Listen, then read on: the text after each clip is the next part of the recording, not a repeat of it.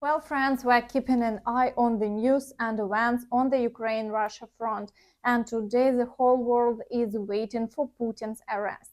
As I mentioned yesterday, the presidents of Russia and Turkey had a phone conversation about a grain deal, and they've agreed that Putin will actually visit Turkey.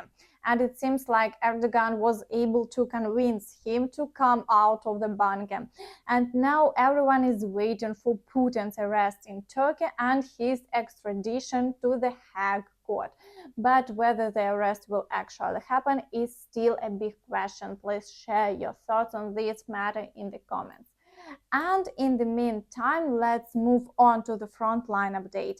But before we begin, I'd like to ask you to give this video a like, subscribe to the channel, and hit the bell icon to stay updated on all the latest news. And let's begin with the Bakhmut direction. Here, the occupants have increased their activity both in artillery shelling and offensive actions. The Ukrainian armed forces have managed to push occupants of some positions around Andriivka, and in response, the occupants have launched assaults in 3 directions simultaneously near Kurdyumivka, Andriivka, and Klishchiivka. And we are currently awaiting the outcome of these attacks, but reports indicate that the initiative is on the side of the Ukrainian armed forces, and our units are successfully holding the defense and carrying out their own offensive actions. And over the past day, the front line remains unchanged. In the Avdiivka direction, the General Staff reports successes by the Ukrainian armed forces in the area of Avdiivka, but the exact location of the advancement is not specified yet, and meanwhile the occupants continue their attempts to break through to the outskirts of the city. They are conducting attacks in the vicinity of the settlement of Vesela to encircle the area.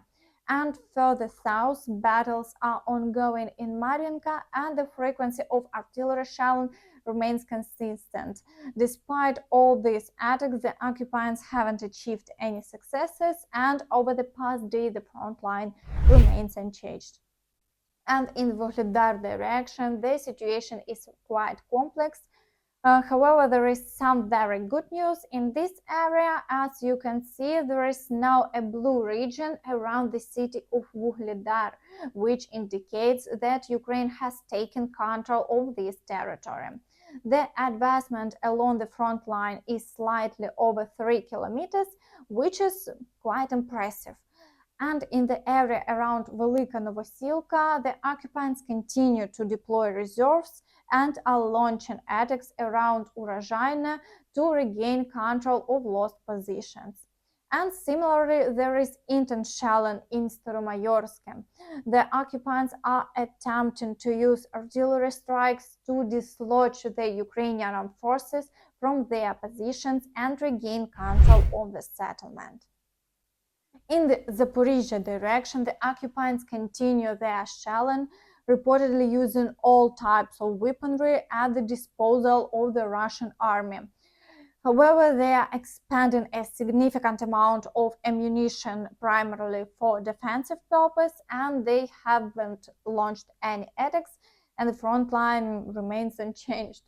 The Ukrainian armed forces have also temporarily halted their offensive actions, and as of now, everyone is trying to understand the intentions of the general staff and their future plans.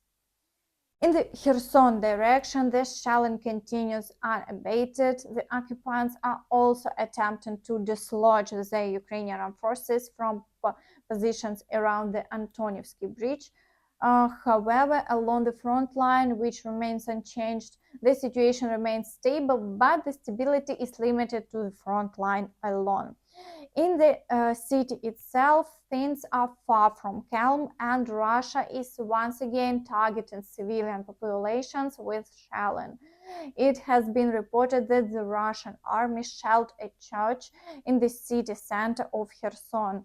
3 individuals were injured while riding a trolley bus near the cathedral, and during the firefighting efforts to extinguish a fire caused by this shelling, the Russian army launched a renewed attack. and 4 firefighters were injured while risking their lives to combat the blaze.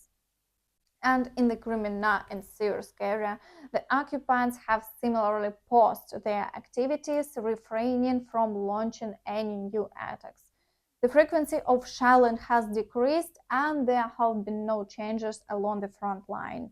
The Ukrainian forces in this region are maintaining a defensive posture and are not conducting any counteroffensives.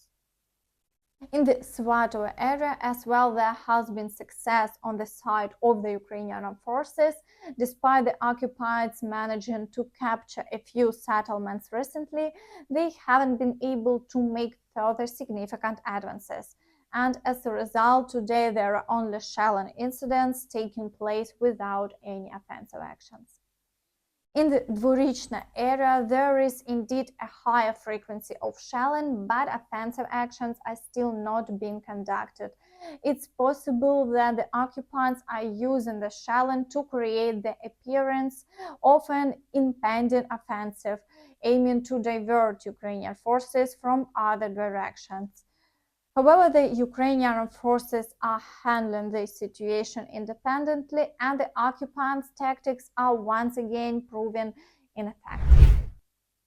Meanwhile, the Ministry of Defense of Russia has officially provided weapons and transport vehicles to the territorial defense forces of the Belgorod and Kursk regions, reallocating regular military assets as part of the Kremlin's efforts to enhance Russia's internal security capabilities following the armed uprising of the Wagner Group.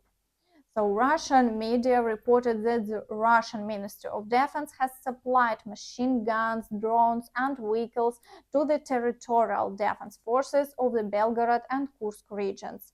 The governor of the Belgorod region stated that the Russian authorities have provided each of the 8 battalions of the territorial defense of the Belgorod region with 5 vehicles, additional car radios, quadcopters, and anti-drone artillery.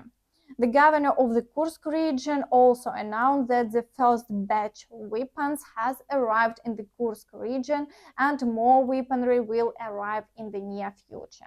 And according to reports, the Kremlin's press secretary stated that the Kremlin has supplied weapons to the territorial defense forces of the Belgorod and Kursk regions in response to shelling from the territory of Ukraine. And today the Prime Minister of Poland held an urgent meeting with the President of Lithuania to discuss potential provocations from Belarus. President Nausėda mentioned the meeting with Prime Minister Morawiecki on his Twitter account. The Lithuanian president described the meeting as productive and noted that it took place near the Suwałki corridor. This region serves as a vital link connecting the Baltic countries to Poland and the other NATO member states. And additionally, the corridor separates Russia's Kaliningrad region from Belarus.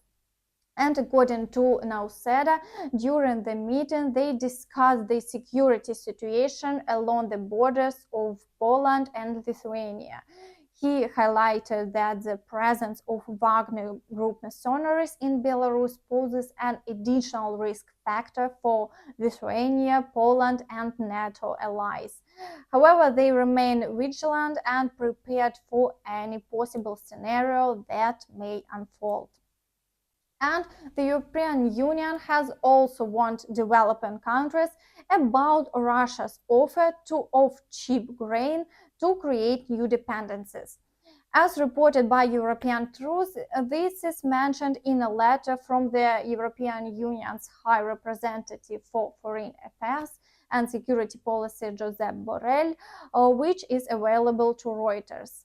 Borrell urged developing countries and the G20 to speak with a clear and united voice to compel Moscow to return to the Black Sea Grain Initiative and cease attacks on Ukraine's agricultural infrastructure. He emphasized while the world faces supply disruptions and rising prices, Russia is reaching out to vulnerable countries with bilateral grain supply offers at reduced prices, pretending to solve a problem it has created. So, and that's all for now. Thank you for watching and see you next time. Bye bye.